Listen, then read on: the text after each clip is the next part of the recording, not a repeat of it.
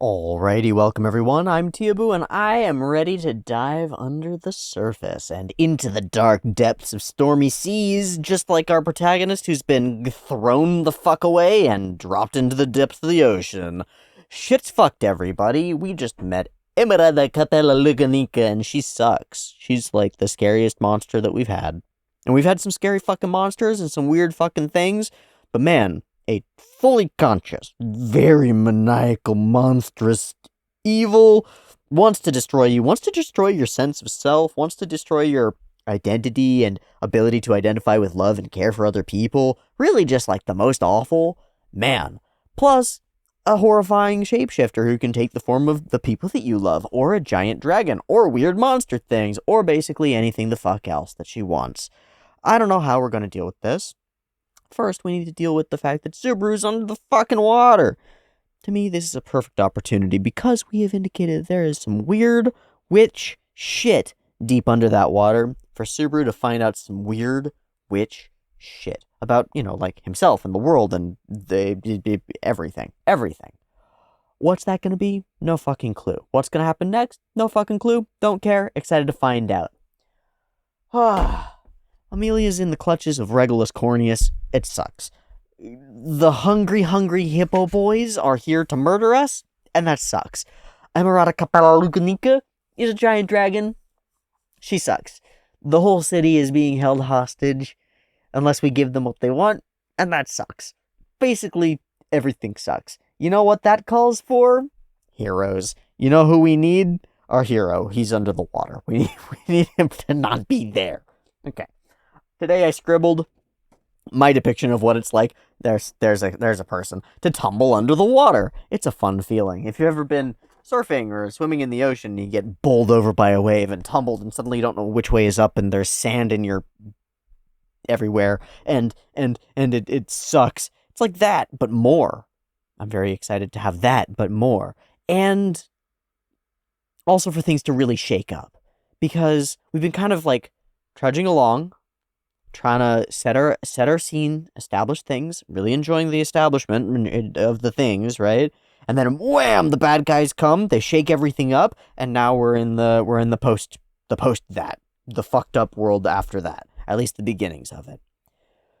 What does that fall for this city look like? Where do we end up? Do we end up like they're in control of the city and we're sort of guerrilla fighting around, gathering allies and resources and making strikes where we can against a altogether stronger than us opponent who we really have like serious struggle defeating?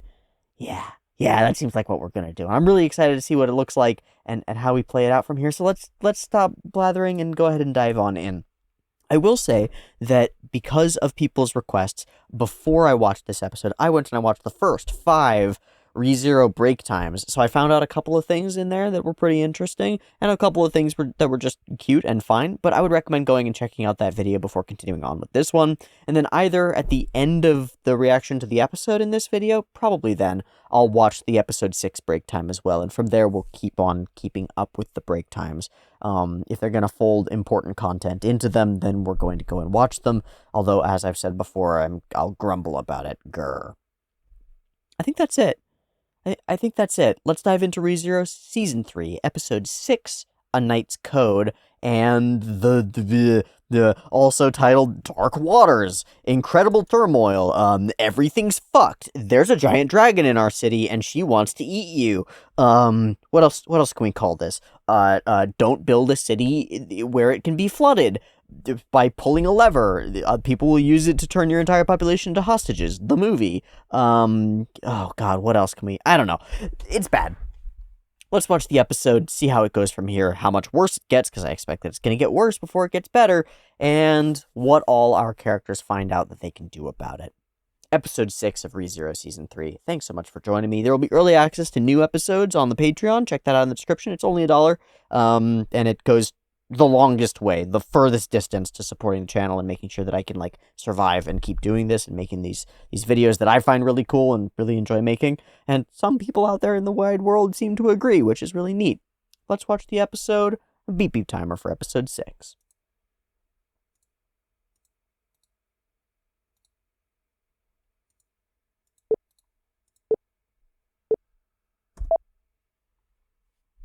No OP?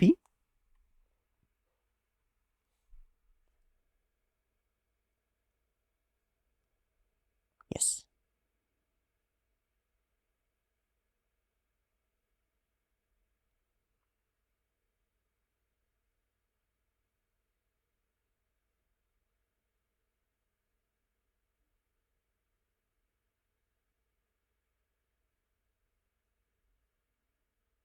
But he seems so normal. Oh, wait, I guess not. You know any other ones?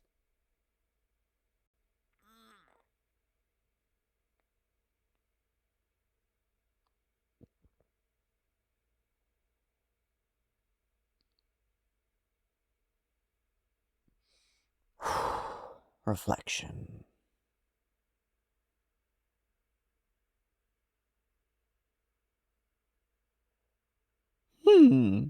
Yes, he is. Oh, fuck.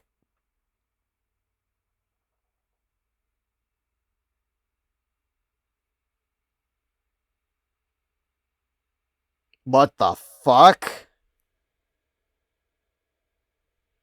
What? What? What?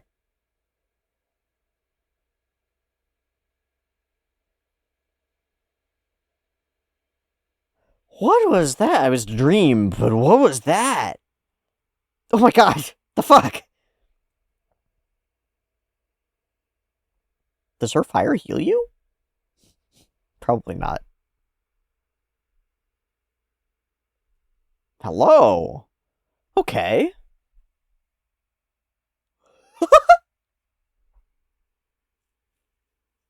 Now that I know who she is, it's just like, the best.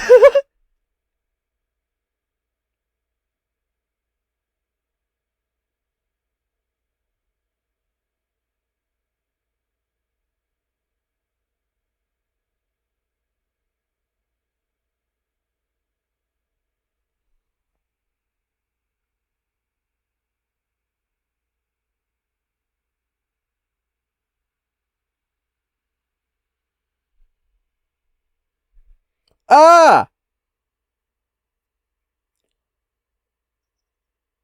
Huh? What? What? Oh, it's you now.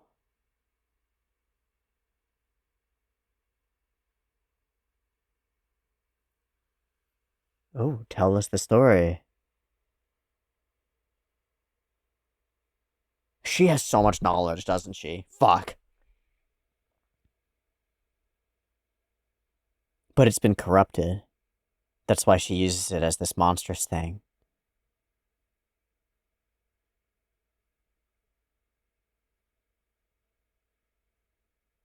Volcanica. That's our first title, first name, huh? Ow!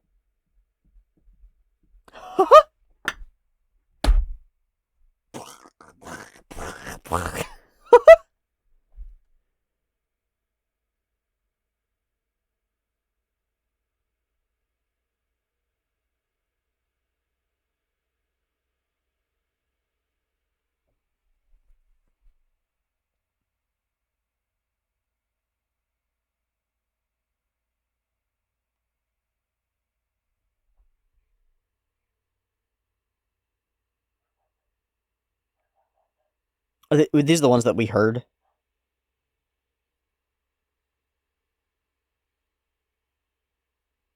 Mm-hmm. The Echo. I think.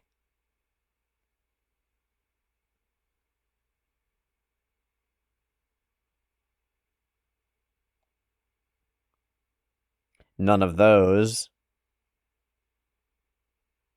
Of course.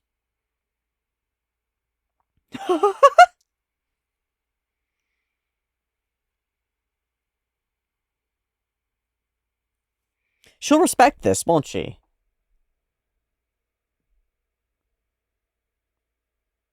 She pushes and she needles, but she does respect when you stand.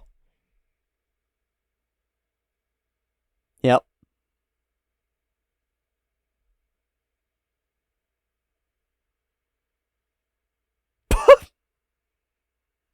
Thank you? Okay. Never mind. Aju. Same as what we're familiar with, right? Just a different name?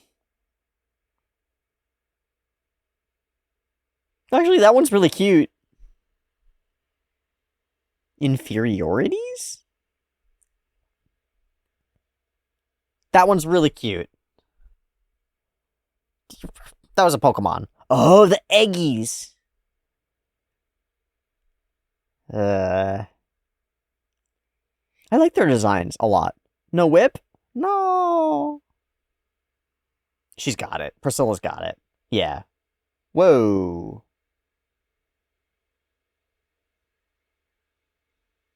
And she has hammer space.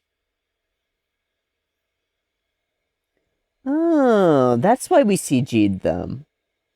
I want to go watch that again. We held them all in CG, moved it, and then did 2D on 2's movements. That's cool. The fucking Yang sword is awesome. Honestly, she and Amelia are fire and ice, right? Like, we're setting that up, aren't we? We better be. We gotta be.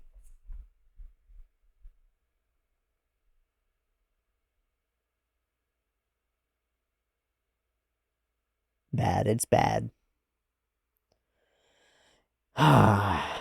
Healed with a corrupted leg, though. But why is it actually forming a leg and not turning into something monstrous?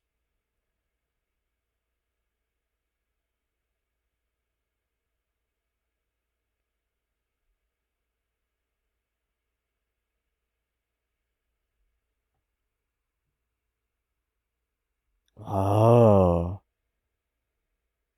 It's pervasive like this. Interesting. So these normal, like, social effects are actually amplified by the...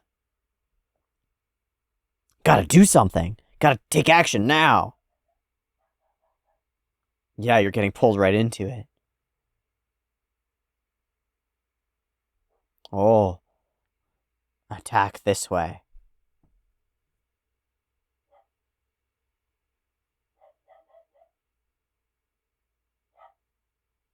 She can cut through.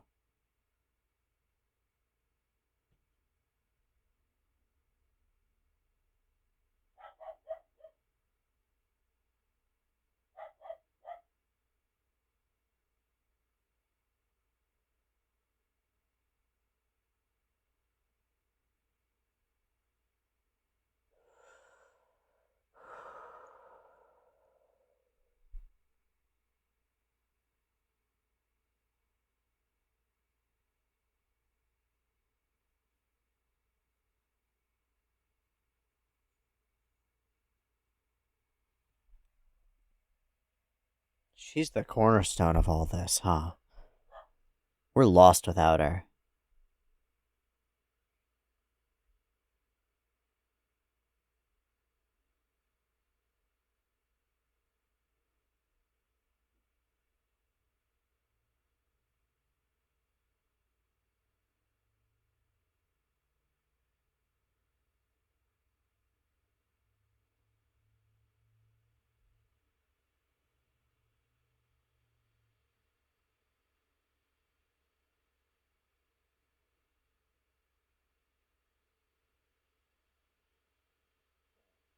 Awesome. That was beautiful. And it snaps them all out of it, okay.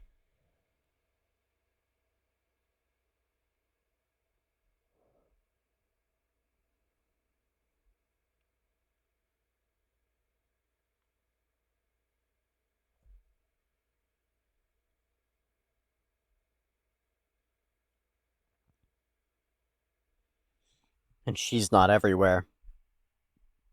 We gotta get that PA back.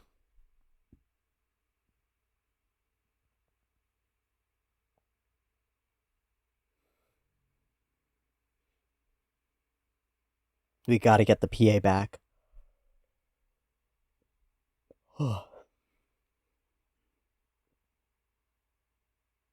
100%.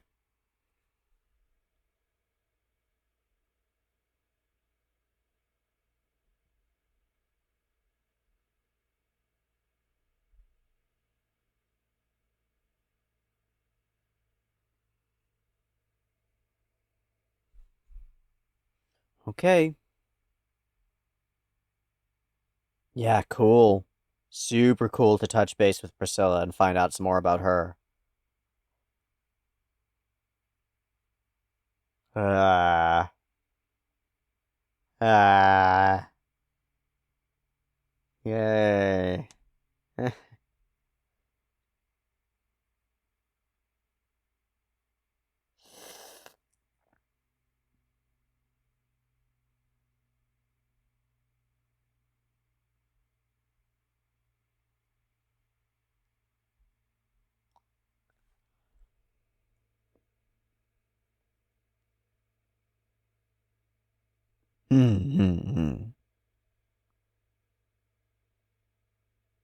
Mm. Of course, he doesn't understand, but he assumes he understands.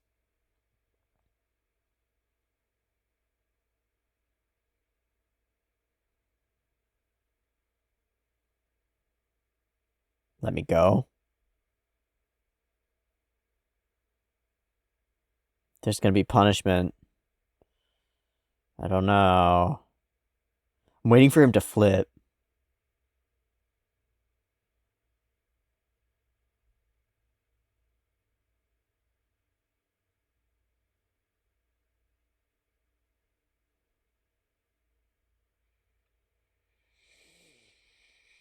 Hmm. Hmm. Oh my god.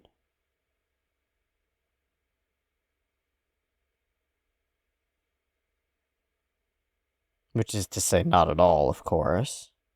Except by his own definitions. Uh. But. Oh, shit. He's gonna throw her out the fucking window. That's my call.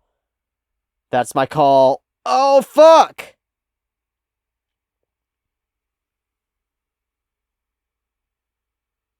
Whoa, he doesn't even care to follow up. And she doesn't care to dodge.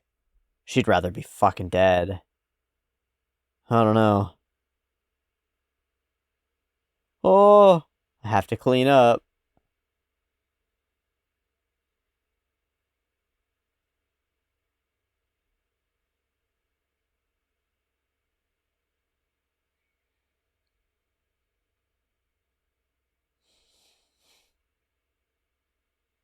You would too if he was ready to murder any of you and you'd watched like 100 of your sisters die. Sisters, right? Like, no! Fuck. Fuck that.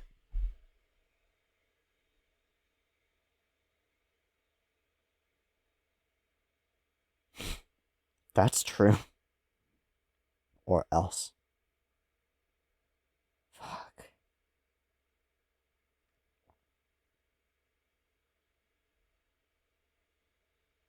What that leg do, though?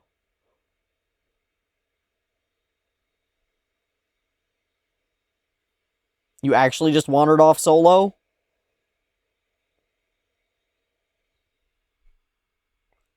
Oh, Knight's Code, eh?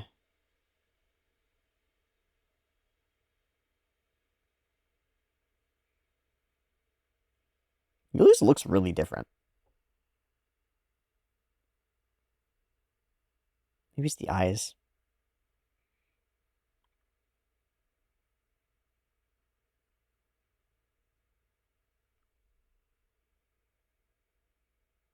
But wasn't it? Yeah.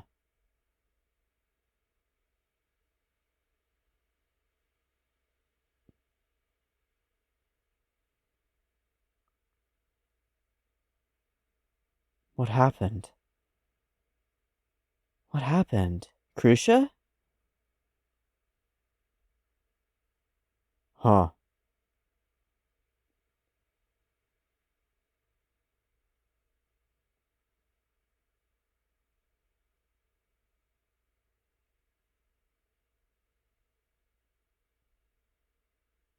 She's changed, right. Fuck. I wonder how bad that is. And why Subaru?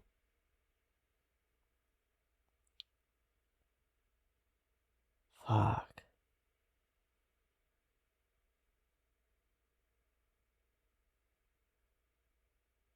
That's such bullshit. We started with her losing her fucking memories and now her body gets changed too? Yeah. But why did it heal him mostly? What the fuck? Oh shit. Let's go, Amelia. We're sneaking out. I mean, she is a magical baby. All right, let's go, Magic Ice Baby. You're gonna get some people killed, dude.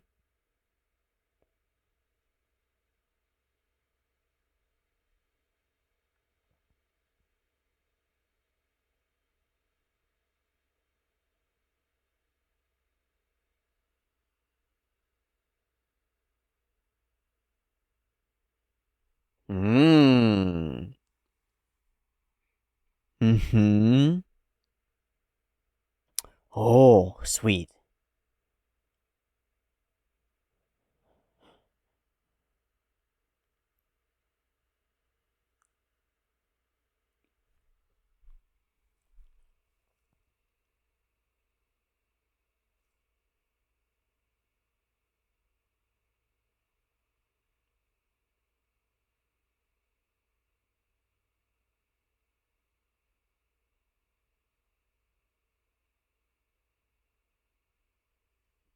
We know whose tower she's in.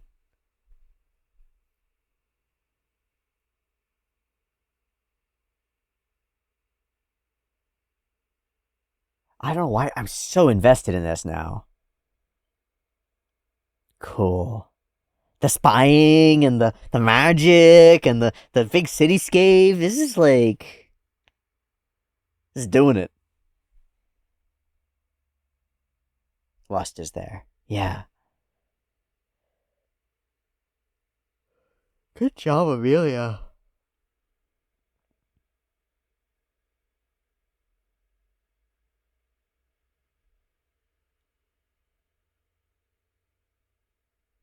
And she's who they want.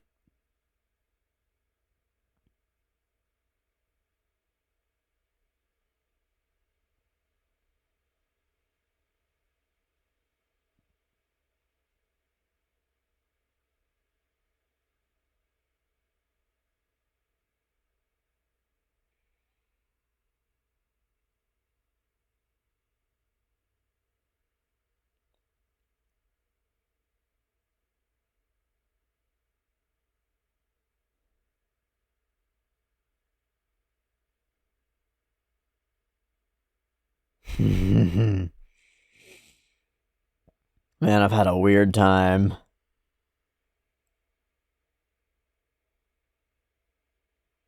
Drank her bodily fluids. Don't ask.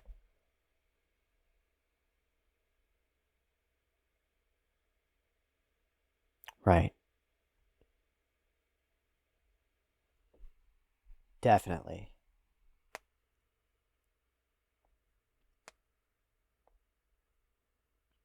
Ooh, anger. Ooh, anger.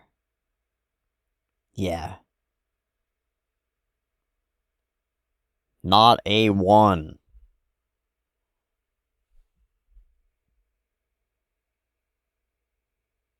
I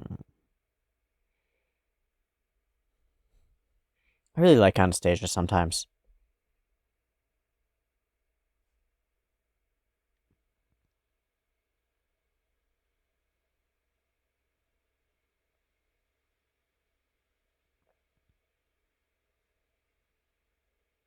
Yes, there are also monsters. There are also the archbishops holed up in their towers. This is cool. I like the moving pieces now.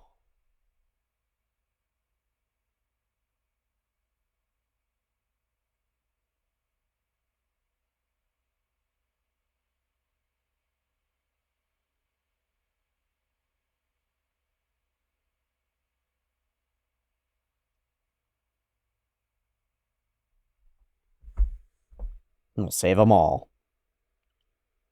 No, still idealists.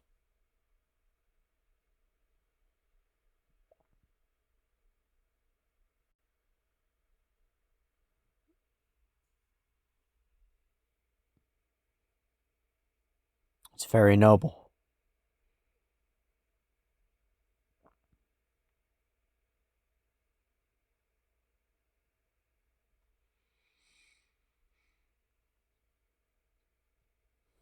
To protect.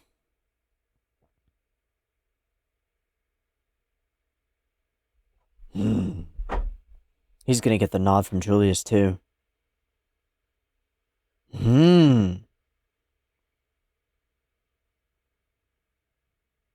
Of course.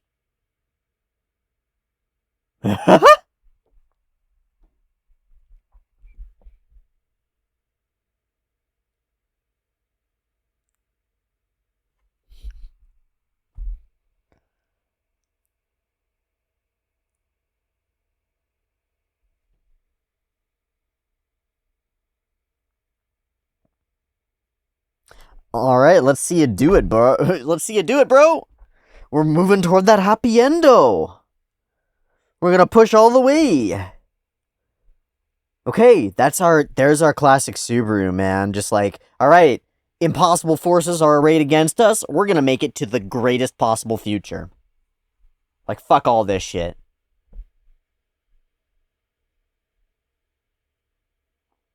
I feel like this episode looked really crisp. Like, all the textures and lighting and everything just felt really good.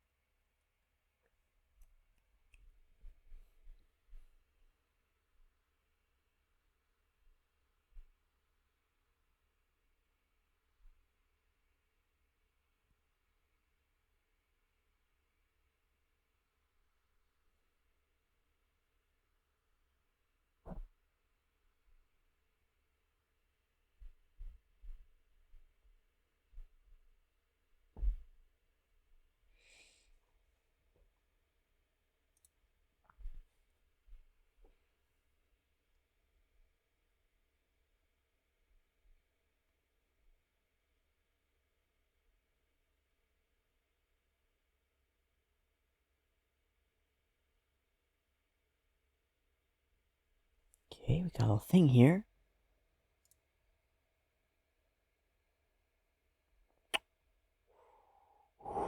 Ooh. Oh shit.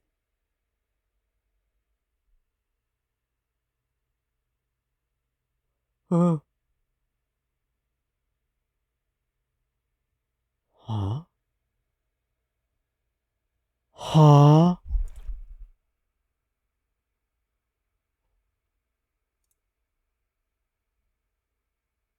Huh? Aru? Aru? Aru? No! Wait.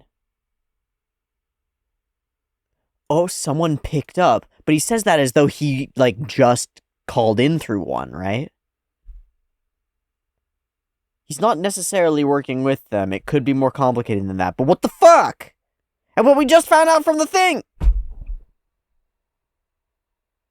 Shit, that derails everything. I had so many, like, thoughts and ideas, and now my brain is empty. The dragon's name is Volcanica.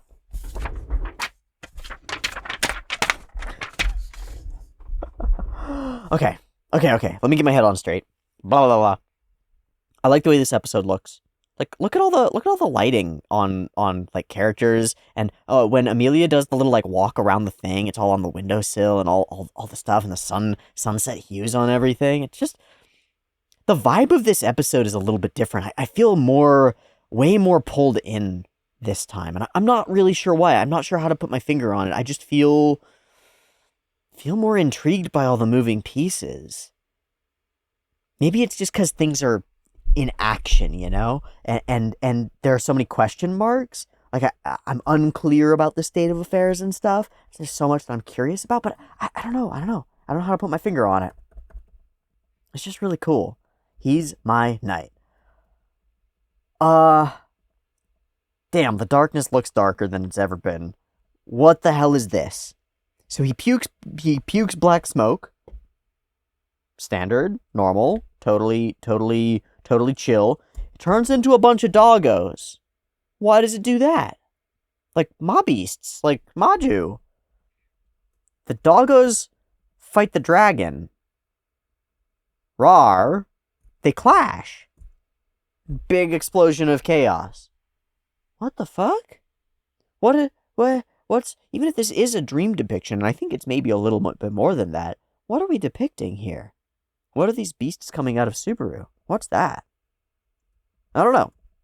I really like the style of it. It's so much more, like, hand-done and sketchy than a lot of these, like, effects sort of sequences that I find too often to me rely on, like, generator patterns of smoky stuff being smoky. This feels much more old school to me, and I really like it. It's a really interesting sequence. I would love to be able to understand this interesting sequence, because, like, these two forces battle, and then they churn down to push their way into Subaru, and then there are these, like, glowing spots in the background that kind of look like eyes. Maybe it was, I don't really know. Maybe they're not. But these giant spiraling energy forces push down into Subaru, smash, until he's awakened by Priscilla. The fuck? The fuck is up with that? I don't know. I don't know. And why did she burn him? I don't know. Oh, what a cool little dream sequence. So we run into Priscilla, and we find out that Priscilla's pretty freaking cool, and capable, and good at battling. Priscilla's also got her own mission that she's on with Liliana, and I think that's neat. Also, Liliana has grown on me. Her antics and jokiness in the, like, in the context of, like, post-apocalypse, the city is being destroyed, is perfect for me. It's perfect. Also as an antidote to some of the turmoil. It's really cool. Oh, Watergate opened, city flooded, but it's still just, like, a drop in the bucket, if you will, you know? Leg. The leg is there, and it's horrifying. It's not healing magic. It's the dragon blood. But why? Why doesn't it transform Subaru into something horrifying? Is this Emerada's way of, like, fucking with him and being like, yeah, come fight me again. Like, come back when you're stronger? I don't think so. I think it might be an unexpected effect. But I wonder why. Because, like, she's using the dragon blood, this perfect healer, as a destroying force that corrupts. And she seems to have some control over how it corrupts. So why does it mostly heal Subaru? Because it's almost a boon. If it weren't so gross and horrifying. In fact, it might be a really serious boon. Really interesting. Okay, and so we get this little song, little ditty about dragon blood, and present Liliana's true purpose. True purpose. Holy shit, she knows all this information that's disconnected, right? She doesn't have any way to apply it, because she's just a keeper of knowledge. But she can bring it up. She is our library. She's our, like, research desk. She's our way of finding out the things from outside our own perspective that we can bring in to solve this problem. And she's the key to the emotional state of the city. It's, like, all about her. Fascinating. It is from her lips that we get the name of the dragon for the first time that I know of. Volcanica. Fucking interesting. Can't do anything, just that. Okay. New demands. Oh boy. Fucking incredibly pissed, of course. And we get this great sequence where we go back and forth between Priscilla and Subaru, and he expresses himself, his sort of nightly desires, and his show of resolve. I'll reward you. Smash. But the reward is to protect him and show the sword. Different name for what they are, but I wonder if that's actually accurate, that they need a new name, because these are creations of Luganica, of the monster. I think they're great looking. I really like the pink and black aesthetic. They're weird. They've got like a smooth skin to them, and sort of like smooth, formless shapes that differentiate them pretty distinctly from the other beasts that we've seen. And I think they're unique and cool. I also think there's this little kitty cat, and it's the cutest little guy. Like, what the fuck? It's the cutest little guy. Make it a plushie, please.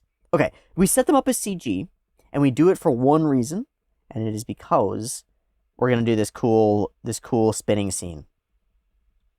Truly pitiful creatures. I'm gonna do this thing. She hammer spaces a giant sword, the Yang sword, yin yang energy. I'm guessing, and we get this moment that it's like kind of Matrixy, and then kind of not. This is strange. Just watching this again, that's strange. Why did they put them on interpolated ones? Like bing bong, bing bong, bing bong, bing bong, bing. That's weird. Okay, they all fly up into the air. We spin, and then we ka-chunk into place, right? Nyom. Shoop. Yep, nyom. Shoop. Nyom. Shoop. Wow, I get it. I get it. This is brilliant. I get it. I'm going to have trouble putting this into words.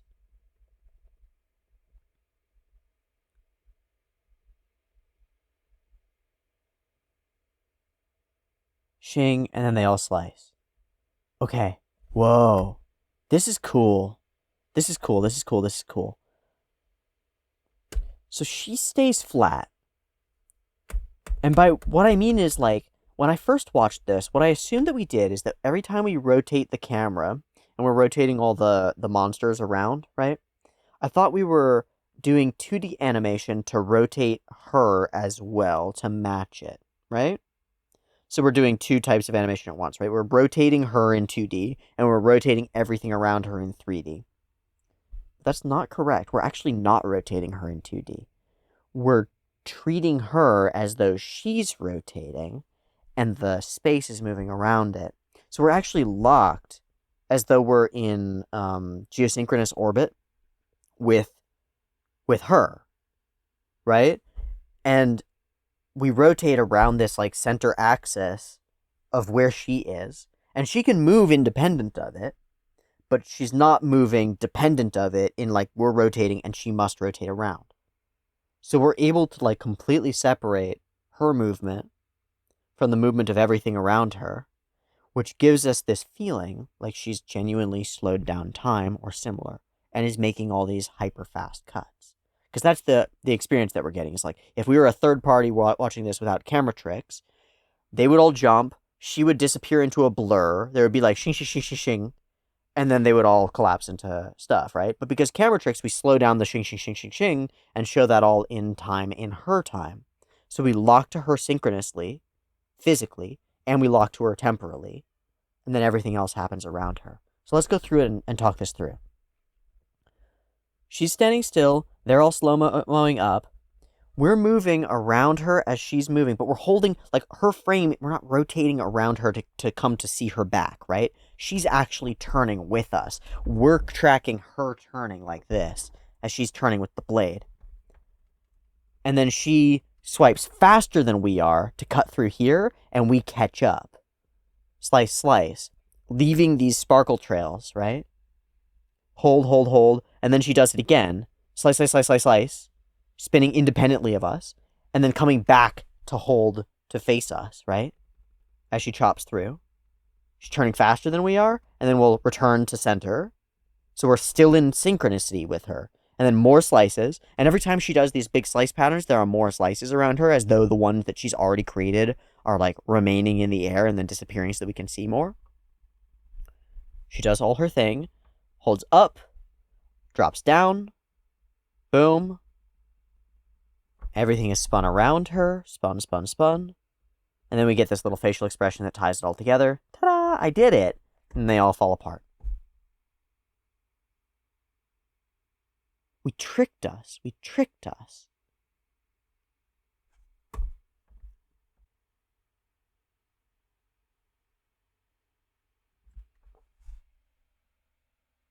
Whoa. That is novel. What do you fucking know? That was novel. Look, I don't care that much about whether something's the most interesting looking thing that I've ever seen. I don't care that much. But I've seen a lot of anime. Less than some, more than many. I've seen a lot of CG in anime. I've seen a lot of fight scenes. Seen a lot of fight scenes that incorporate CG. I don't think I've ever seen anything quite like that. That was really novel to me. Not only the fact that we're putting them together like this, but the way that we're doing it, and the way that I think we leverage the strengths of both. There's a fluidity to the movement of the CG creatures, which makes it feel like we're flowing through space, and then there's the jumpy flariness of 2D animation that makes her feel alive and animated and not clunky. And by combining the two, we get this sense of like hyper-realism, fast-mo, slow-mo, almost 300-ish, which I've brought up before. But we maintain, and we don't lose, in fact, maybe we accent and increase the power of the strongest parts of animation for like sword fighting type action stuff, you know?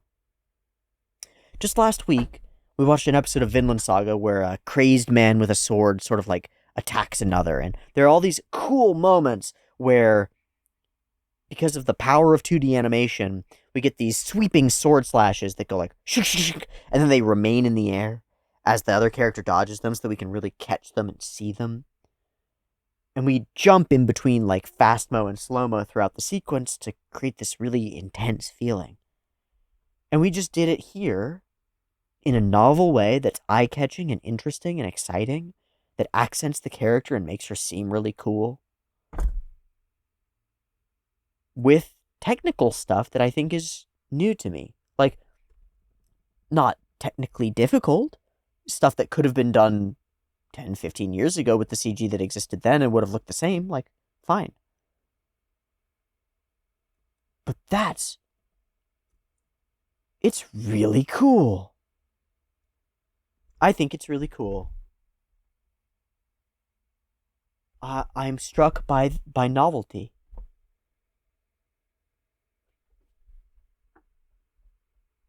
Good scene. Cool scene. Really like it. Okay. You've seen some stuff and learned of the demi-beasts. Guess what?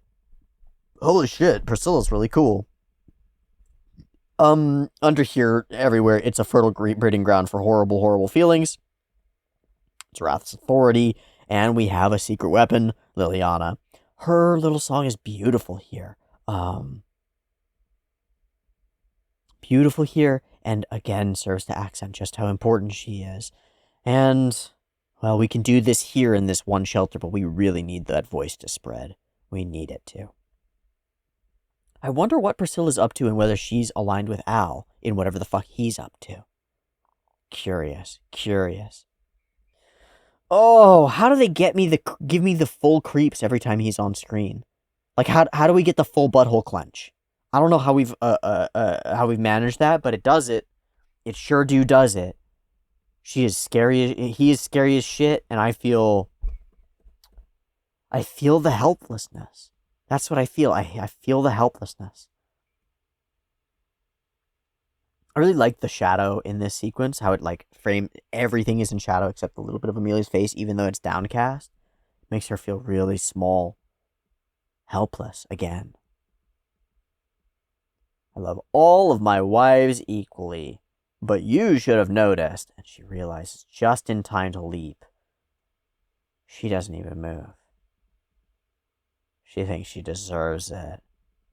It's just the norm. It's not within my rights.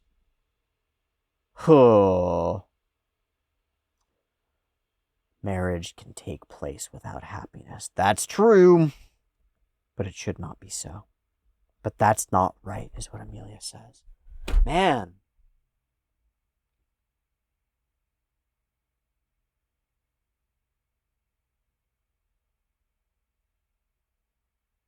I don't know how to put voice to this. Genuine recognition of unfairness. Because it's such it's it's too real a feeling. It's too real a feeling to be like, oh, relationships should be founded on love.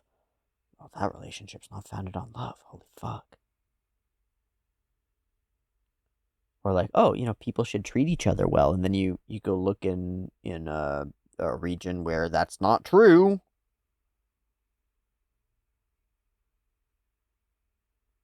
And the idealist, me, just goes, this is bad. That's not correct, and there's no way to change it.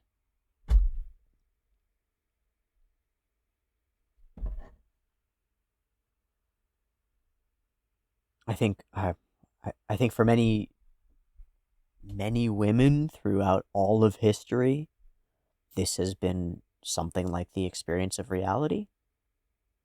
You awaken to your class consciousness or gender consciousness, and you realize that the world is not right.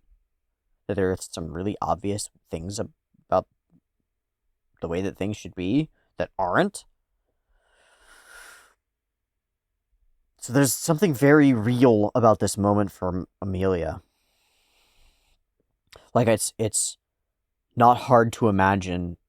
I mean, especially not hard to imagine. I just watched The Gilded Age, right? It's not hard to imagine 100 years ago, growing up as a little girl with dreams of fairy tales and princes and princesses, and finding out that marriages are effectively, if not literally, are effectively arranged for social purposes and political purposes, and that you've already been promised to be married to someone that you have no interest in, who is going to treat you like property, and may have just as little interest in you as a person.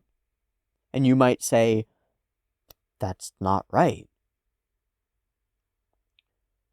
Or you might meet someone whose life and identity is wife and mother and punching bag, and goes, this is the way that it is. This is how husbands should treat their wives. It's how it's always been. It's how my dad treated my mom, and it's what I expected when I signed into this bargain of marriage, which essentially for women of the time was like, not die, right? So there's something very real about this moment of realization from Amelia. But this isn't right, and it shouldn't be this way, and it is this way. That's horror. That's horror. That's horror.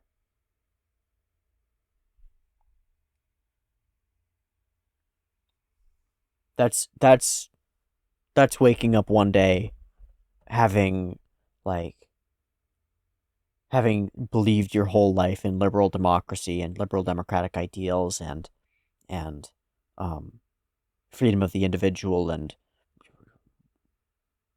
divinity of the individual and rights regardless of gender and stuff, and then you find yourself in an oppressive society, and it's like, oh boy, it's not like that here, actually.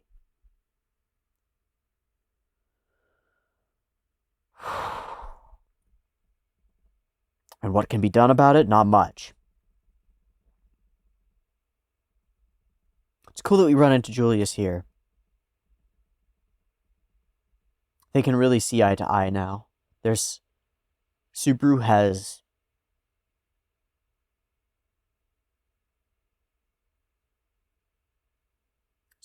actually become what he was chastised for pretending to be early on in these two relationships. He is a knight in truth. Poor Crucia. We'll see.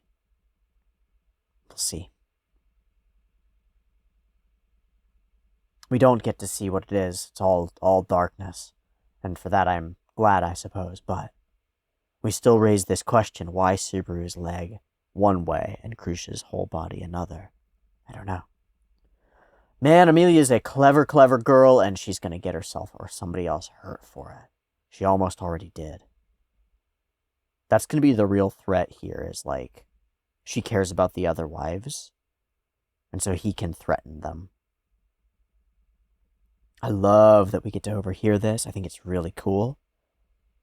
But man, it raises some real questions about what the fuck Al is doing on the media.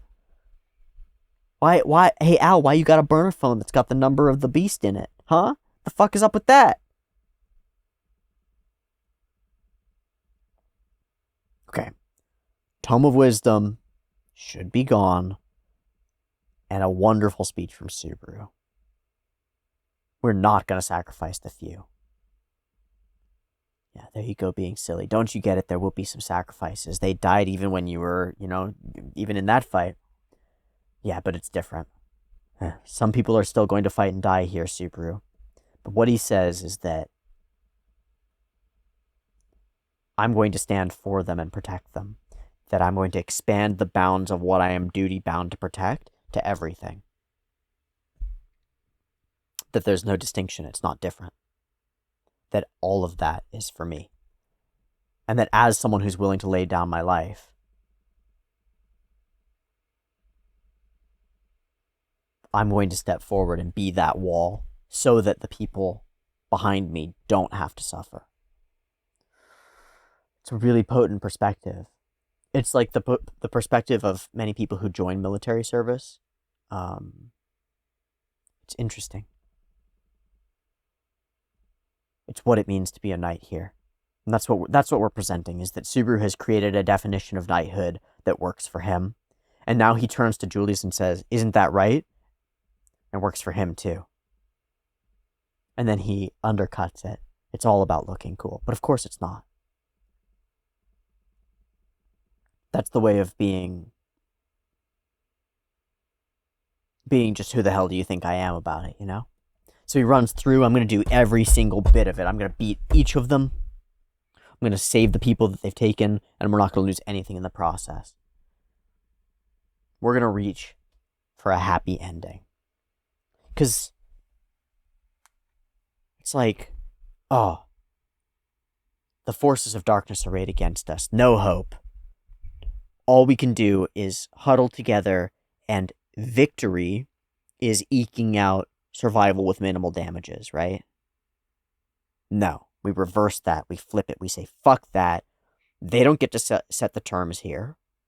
We're going to fight for everything that we want and against everything that they want. And we're not going to let them have one bit. Of course, it's not going to be that easy, but that's what we're aiming for. I like it. I like it a lot. Let's aim for that happy ending, Subaru. It's going to be real weird when you've got a fucking traitor in your midst. We don't know if he's a traitor. We don't know what's going on with Al. Fucking exciting. Absolutely fucking exciting. Incredibly interesting.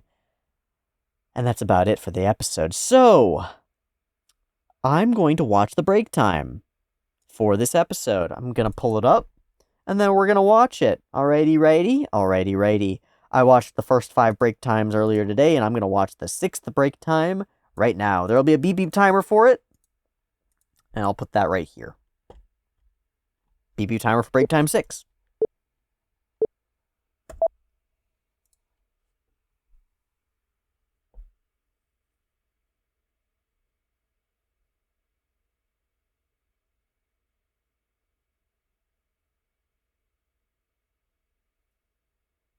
This follows directly after, yeah.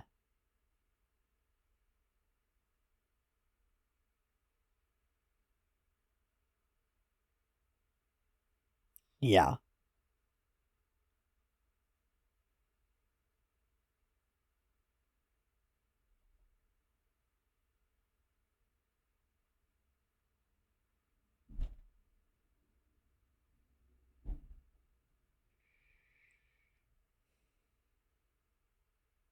Like all sides of the world? Is this Discworld? Is this Discworld? Is the wait. Is this Discworld?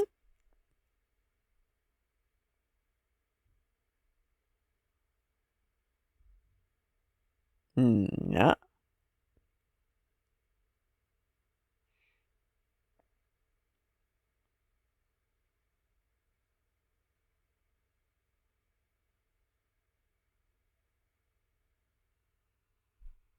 Dude there. She's got information, she knows. That fits.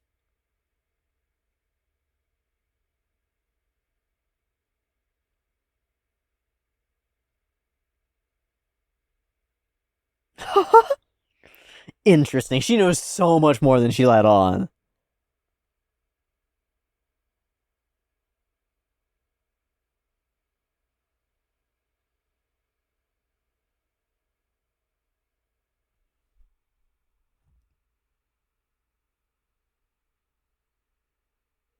Hmm. Hmm. Hmm. Hmm.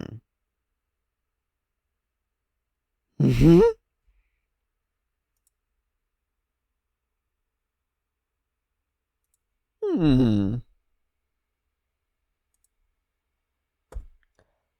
Okay. So that follows up on the last one. I don't think that if there's new information here, besides the existence, the waterfall, that tells us a lot. That's world stuff. But I don't think it tells us anything super interestingly new about Al, but it does tell us that Priscilla is aware. Like, more than aware, right? Like, aware. Like, although they're usually louts trying to do their thing, but, like, are they? Or is she just saying that? I don't know. Okay, so that does it, and I think that does it. So here we are, having finished episode 6 of ReZero, and we're about to sort of like turn. We're gonna turn this all around. We're gonna start turning things around and making a plan and getting some stuff done. We gotta fight these fucks. How are we gonna do it? I don't know. I don't know. We'll have to wait till next week to find out, and I look forward to seeing you there. Thanks for joining me for this week's episode of ReZero and the requisite break time to follow it. I'll see you next time for more. If you want to catch early access to the next week's video, it'll be linked in the description, or on the Patreon, linked in the description. And otherwise, I'll see you next week for episode 7 of ReZero Season 3. Much love, all y'all. I hope your own battles against darkness and weird dragons go well. And I hope that you find some peace in these trying times. Much love. Peace.